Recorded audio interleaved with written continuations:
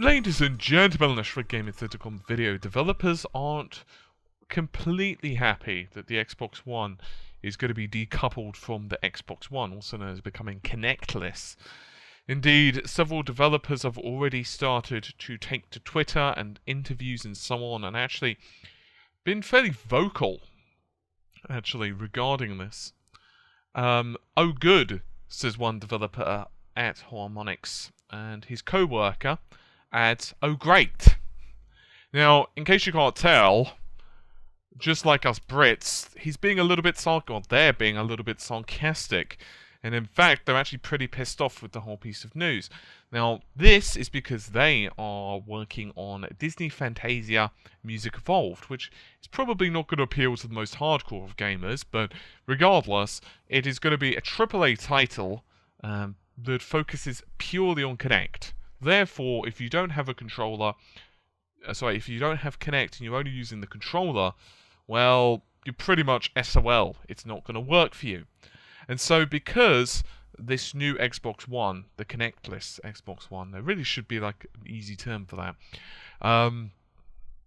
because it won't actually have a Kinect built in, it means that you're pretty much going to be limiting the audience, and this isn't new.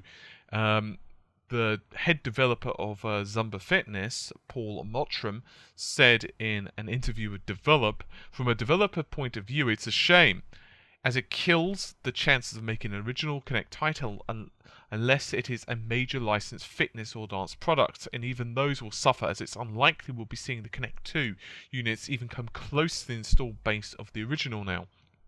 And even then, it was a challenge.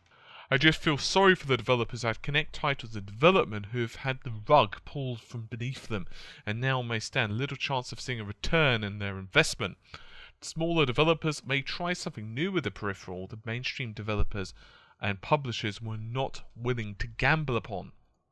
Now, there are a couple of causes of contention here. I'm not going to get into the pricing issue yet because I want to look about a bit and actually see the prices of the actual system when it's released and we see bundles. I was tempted to release a video on that, but I don't think it's worthy of discussion quite yet. I'll tell you why.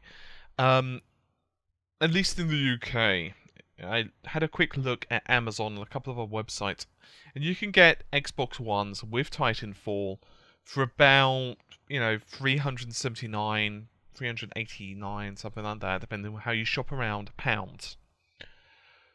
Which is obviously under the RRP. So, if you naturally extend that, theoretically, the Kinect-Less Xbox One should be about £20 cheaper than the RRP as well. Theoretically. Obviously, theory and real world aren't the same things. Here's the thing, if it's not, however, and you get the Kinect-Less system with a game bundle, let's assume, but at $349, and then you get this Kinect version for $389, you're actually probably better off to get the Kinect. Because what you could probably do is sell that anyway, and maybe make about the same amount back if you don't like the Kinect.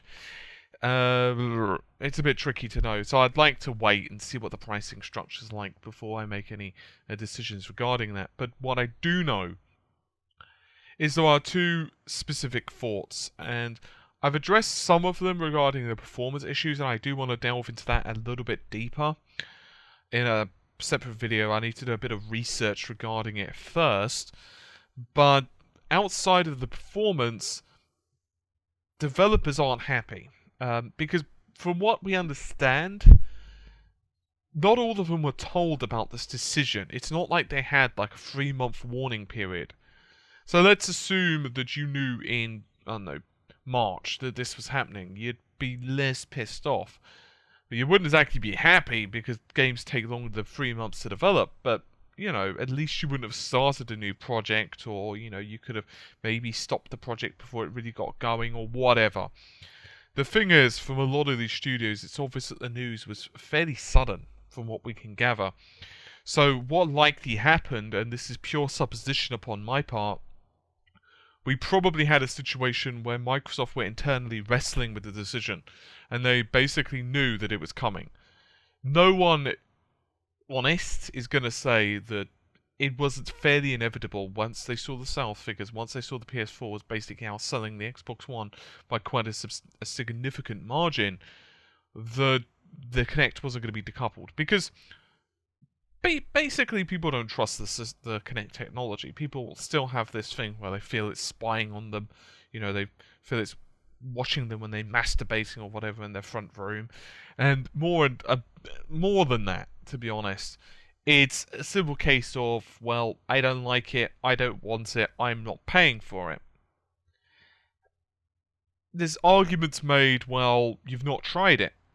And I grant you that. However, as someone that's British, and I know a couple of Brits, and I'm assuming it'd be the same for other regions and territories, and do let me know about this one. It possibly depends whereabouts from Britain you are as well. I've had people say, well, it actually doesn't recognise the voice commands at times. And indeed, there was even a couple of games that basically said, yeah, you're from England, so good luck with that. And obviously, as I said, it really depends on regional dialects and so on. So I don't want to criticise that too heavily. But let's assume that you like the Kinect technology, and there are a lot of people that do. Even outside the voice commands, they like the gesturing, they like the games that are being released, they like the whole idea of it, and that was one of the reasons they bought the system. Well, here's the thing. They were basically sold something, and now they're worried it's going to be put on the back burner. They're worried that Microsoft are going to not exactly drop the Kinect, not act like it doesn't exist, but they're going to support it somewhat less because the average gamer just doesn't like it. And I'm kind of in two minds about this, because from Microsoft's point of view, they had no choice. It's like you can't sell a product that people aren't willing to buy because of something that you can change. But a lot of people are pissed because early adopters, I've seen rage posts basically, and they've said, well, you basically lied to us. You said that you can't just flip the off switch. You can't just decouple or turn off Kinect. That was proven wrong. Then they said that, this is never going to be decoupled, so you should just go ahead and buy the system. That was proven wrong. So some people are a little bit upset. And developers, particularly the larger studios that were putting, even smaller studios to be honest. I mean, let's say you're a AAA developer, and your budget, just for example, is 30 million for a game. I'm just throwing out numbers for your AAA title. Well, to you, that's a pretty good chunk of change, and you think that you're going to get a return on investment on that. On the other hand, a small indie developer, they might be able to invest 100k, just for example. Well, to them, that's a lot of money as well. To a small indie studio, that's quite a lot of cash, and the same thing could be said to them. So I can understand it if they now feel that they're not going to get the support they deserve. So on the other hand, it's not like they're suddenly going to have a smaller market in terms of the established base, but what they are worried about is, of course, future customers. And, are people just going to start selling the Kinect? It's a bit hard to know. I don't really envy Microsoft in their decision for this, because they were going to get criticised regardless. It was one of those situations where you cannot win. If they had left the Kinect as was, so you couldn't buy an Xbox One without Kinect, you were going to lose customers, and people were going to continue to complain that, well, why aren't you just selling a Kinect-Less system? In fact, that was pretty much the response on quite a few websites that were like, I'm going to just wait until there's a Kinect-Less version. I'm just going to wait.